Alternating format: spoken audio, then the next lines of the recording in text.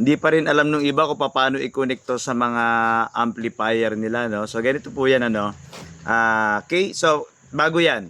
Para saan nga ba ang ating karaoke sound mixer? Ang karaoke sound mixer, para po itong nagre-represent ng ating audio mixer. Parang ganyan po 'yan, kaya lang parang ano siya tawag dito booster, or tinatawag natin na microphone input. Saka ano to, budget meal na budget meal. Bakit nga, no? So kasi nga po, ito po ay pwede mo saksakan ng dalawang microphone, no? Dynamic, hindi pala kailangan ng condenser kasi kailangan ng 48 volts nun eh. So dynamic at saka nung wireless mic mo, pwede dito magkabila, left and right. Tapos siguraduhin po ninyong naka-charge, kailangan to naka-plug talaga yung pinaka-adapter niya. Okay? Siguraduhin naka-on, naka-green naman niya kapag naka-on. Then, ito po yung lalakasan niyo yung volume. May volume sa likod yan, todo ninyo kasi may pumapasok na kanta rito or music dito. Then, ito po, yung sa ibabaw na yan, ito yung papunta ng television ninyo. Kung halimbawa, TV ang ginagawa nyong source of music, diyan kayo YT, no? Or yung tinatawag natin na nagkakantahan. Okay, so ito, 3.5 jack ang ginagamit yan sa mga TV. Or, kung kung optical, bumibili dapat kayo ng mga converter optical, no? Papunta ng optical to. Kasi may mga television na optical eh. Then, pwede ito sa mga videoke player. Kaya nga may dilaw eh. Pang videoke player yan. Okay? Source of music ninyo, videoke player. Cellphone, tablet, laptop, or kung anong source of music ninyo. Ngayon, bumili kayo ng Bluetooth receiver. Pwede nyo i-connect sa ibabaw yung Bluetooth receiver. Para yung cellphone ninyo, ibu-Bluetooth nyo na lang sa receiver na nakakonect dito sa ibabaw. O di, kahit medyo malayo-layo kayo, nasa CR kayo, dala-dala yung cellphone ninyo, nakakonect sa Bluetooth, no? Para less wire. Ito naman, sa ilalim na to, papunta po ito. Kung videoke player ang ginamit niyo, ito papuntang TV ha. Kung videoke player nga, papunta ng TV to. Okay? O dito yung videoke player. Ngayon, kung Bluetooth speaker, ito po, yung pula at puti, nagre-represent yan ng audio. So, meron kayong RCA to 3.5 jack. Connect ninyo sa mga Bluetooth speaker ninyo na ayaw nang gumana or pangit na talaga yung tunog ng inyong mga microphone input. Ulitin natin. Sa ilalim po, yung Bluetooth speaker, no?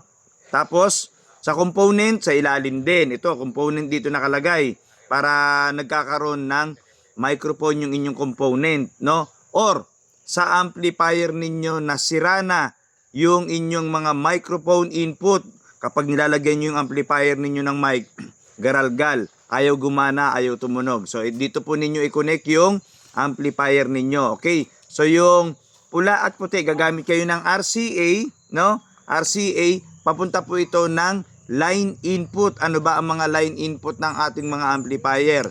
CD, VCD, DVD, meron pa nga dyan tuner. No? Line input po yan.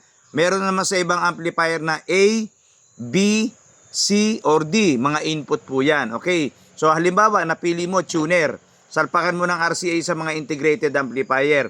Pak, salpak, ganon. Tapos, papunta ng input ng ating amplifier sa napili mong input. Then yung amplifier mo, pipihitin mo or pipindutin mo, kailangan nakalagay sa tuner. Kung saan mo nilagay mismo yung RCA. Halimbawa, tuner mo nilagay. O ilipat mo yung selector, ang tawag ng selector. Tapat mo sa tuner. O di, saan ba kayo magso-source of music dito? Hindi pwedeng yung cellphone ninyo nakakonect sa Bluetooth dun sa amplifier. Hindi pwede kasi mawawala po sa selector ng tuner. Ganon din naman sa Bluetooth speaker. Kapag kayo nakakonekto sa Bluetooth speaker sa auxiliary, pipindutin ninyo yung selector ng Bluetooth speaker ninyo papunta ng auxiliary.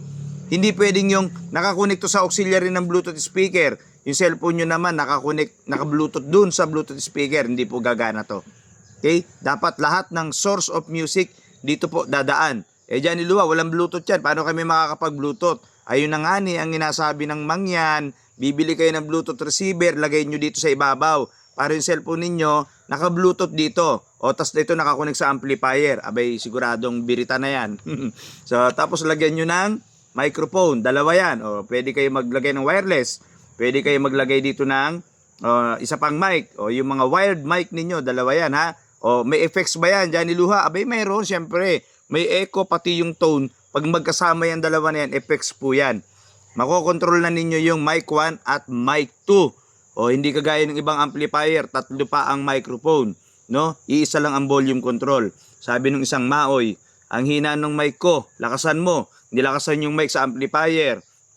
Yung isa naman sumobra ang lakas o di feedback ang nangyari. O di dapat maganda nakokontrol ninyo yung dalawa, yung magkabila. O kung gusto mong hinaan yung lasing na, hinaan mo. Maganda yung boses ng crush mo, lakasan mo, o di ba? So, saan ba mabibili yan? O di lalagyan ko ng link para kayo ay makapag-check out nito. Abay mura lang to, no? Eh magkano nga? Depende sa account ninyo yan. Kung magkano ang depende kasi sa mga account natin. Kaya nga yung link ang inyong i-click para makita niyo yung presyo, okay? Johnny Luha po ito.